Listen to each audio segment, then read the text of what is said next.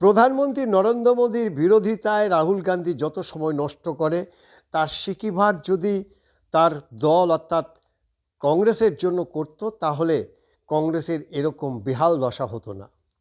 রাহুল গান্ধীর শেখা উচিত অভিষেক বন্দ্যোপাধ্যায়ের কাছ থেকে। তার অনেক পরে রাজনীতিতে এসেও অভিষেক বন্দ্যোপাধ্যায় ক্রমশ নিজেকে পুরো বটবৃক্ষের মতো তৃণমূল কংগ্রেসের ওপরে তার ছায়া বিস্তৃত করেছে।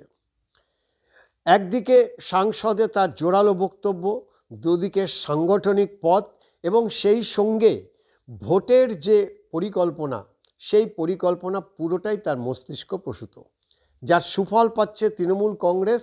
এবং বলতে গেলে মুখ্যমন্ত্রী প্রায় 50% কাজ অভিষেক বন্দ্যোপাধ্যায় নিজের কাঁধে তুলে নিয়েছে। এটা দেখে না রাহুল গান্ধীর শেখা উচিত যে দল করতে গেলে যে শুধুমাত্র বিরোধিতা করতে হবে, প্রধানমন্ত্রীর বিরোধিতা, দেশের বিরোধিতাই করতে হবে সেটা নয়।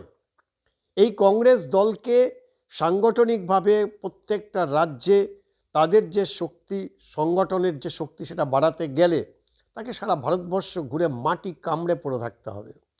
তার হঠাৎ ইচ্ছা হলো বিদেশে ঘুরতে চলে গেল, হঠাৎ ইচ্ছা হলো সে একেবারে নিখোঁজ হয়ে গেল, কখনো একটা ভারত যাত্রা করলো, তাতে তো কংগ্রেস এত শক্তিশালী হয়ে উঠবে না। একটা প্রায় 150 বছরের পুরনো একটা দল, সেই দলের আজকে এমন বেহাল দশা। পশ্চিমবঙ্গের মতো একটা জায়গায় যেখানটায় কংগ্রেসের প্রায় 15 বছরের বেশি শাসন করেছে, 20 বছর শাসন করেছে, সেখানটায় সেই দলটা শূন্য হয়ে গেছে। অন্যদিকে দেখুন, যদি অভিষেক বন্দ্যোপাধ্যায়ের দিকে তাকায়, হ্যাঁ, তার অনেক কাজকর্ম, তার অনেক চালচলন হয়তো পছন্দ নাও হতে পারে, কিন্তু সাংগঠনিকভাবে তিনি যে জায়গায় তুলে গেছে, যে মাত্রায় তিনি নিয়ে গেছেন, এক কথায় অনবদ্য।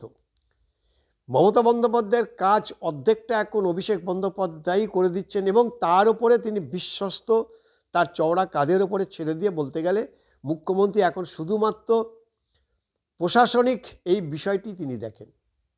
অস্বীকার করার উপায় নেই, এখনও তৃণমূল কংগ্রেসের সুপ্রিমো অর্থাৎ মমতা বন্দ্যোপাধ্যায়ের বিকল্প পশ্চিমবঙ্গে তৈরি হয়নি, কিন্তু বলতে দ্বিধা নেই যে অভিষেক বন্দ্যোপাধ্যায় কিন্তু সত্যিই একটা জায়গা করে ফেলেছে।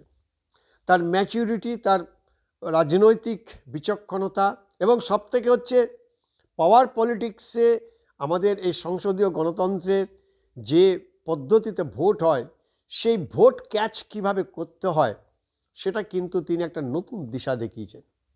গোটা রাজনৈতিক ব্যবস্থাটাকে একটা কর্পোরেটের আওতায় পুরোটাই একেবারে তোমার পারফরমেন্স করতে হবে।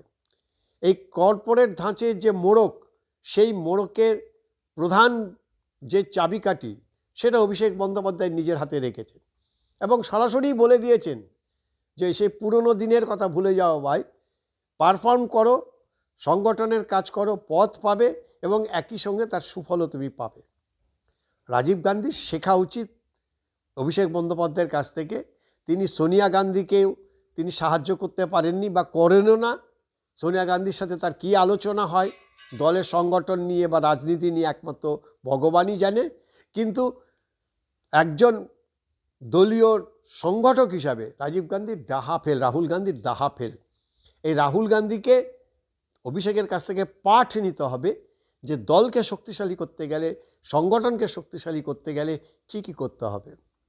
ইন্ডি জোটের যদি এই মুহূর্তে কাউকে নেতা বানাতে হয় তাহলে অবশ্যই অভিষেক বন্দ্যোপাধ্যায়ের নাম উঠে আসবে। সেটা কি করবে?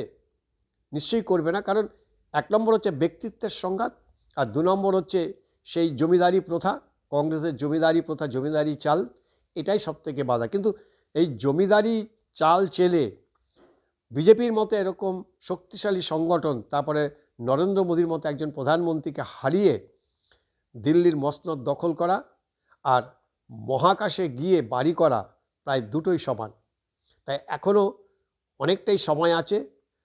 2029-এ যে লোকসভা ইলেকশন, তার আগে যদি বিজেপিকে হারাতে হয়, অভিষেক বন্দ্যোপাধ্যায়ের কাছ থেকে পাঠ নিতে হবে রাহুল গান্ধীকে।